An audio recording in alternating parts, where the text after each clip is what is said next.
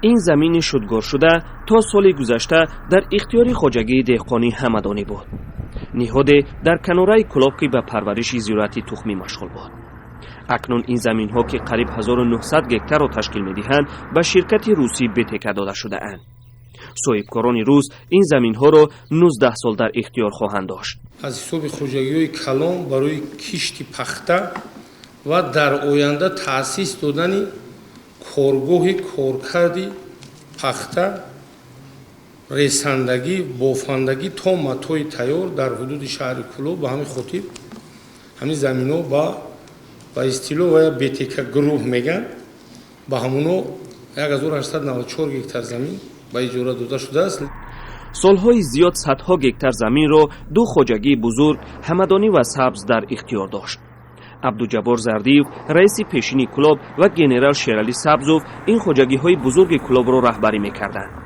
با علت کمبودی آب اکثر وقت بیشتری زمین های این خواجگی ها از کشت میماندند.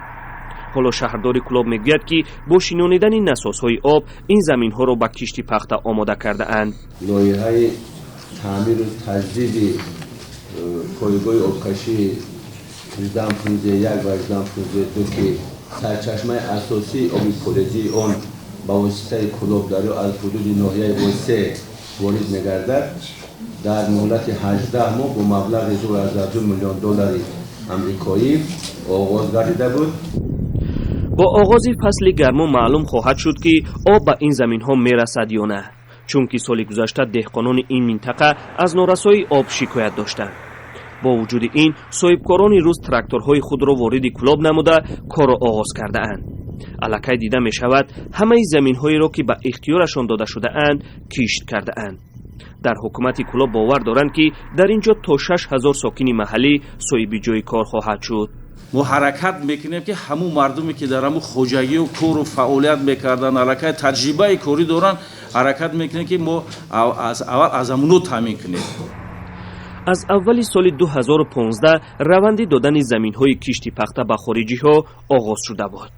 همان سال پارلمان تاجیکستان سندی را توصیب کرد که بر پایه آن جونتای خطلان سینسیلو صاحب 15000 گکتار زمین در ولایت شد.